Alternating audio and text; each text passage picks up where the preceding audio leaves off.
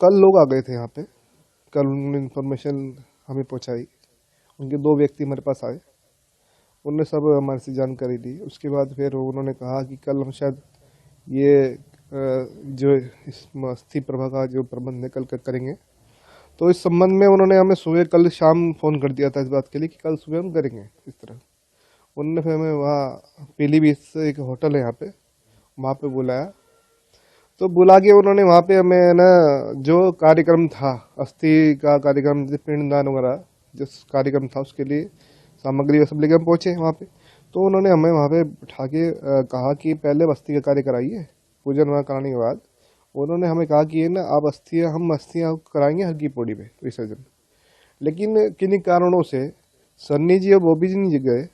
उनका पोता धर्मेंद्र जी का, सन्नी जी का जो छोटा बेटा है करण, और एक मामा बेटा भाई उनका साथ में था, वो गया और हर की पौड़ी पे उन्होंने अस्थि विसर्जन किया।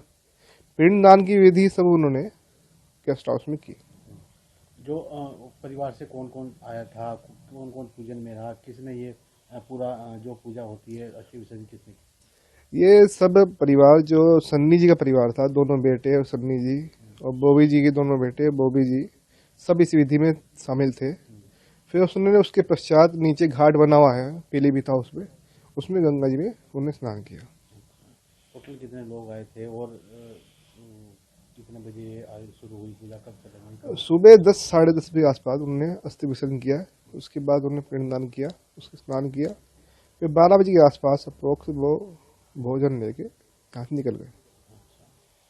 एक भाई खाता होता है जिसमें पूर्वज का रिपोर्ट होता है, उसमें भी कुछ उन्होंने लिखा है? ये मुख्यतः जो एंट्रियां हैं ना हमारी, ये जनरेशन से चली आ रही हैं। उन्हें भी हमने 8-10 पीढ़ी का रिकॉर्ड दिखाया यहाँ पे। लास्ट उनके घर से 95 के आसपास रिकॉर्ड हमारे पास है, जो अजीत जी इनके भाई, छोटे भाई है, उनके घर से अस्थियाँ आई थी उस समय। मुझे याद नहीं किसकी आई थी, शायद माता जी की आई थी।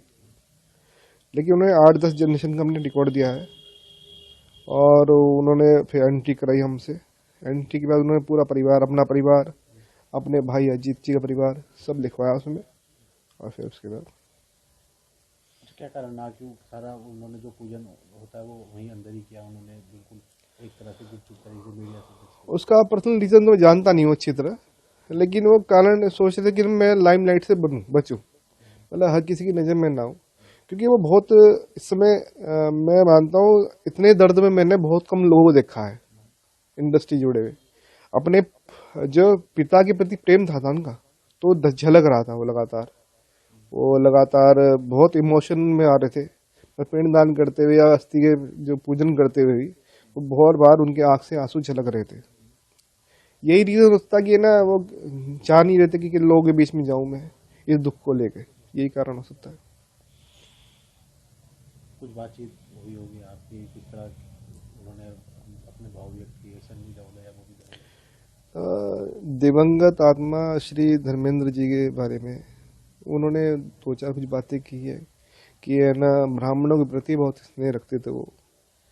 और उनका कहना यही था कि है ना हमसे जो जुड़े हुए पिछड़े लोग हैं, ये ब्राह्मण परिवार है, उनके प्रति आपका भाव बना रहे, ये मैं चाहता हूँ, बस यही बात।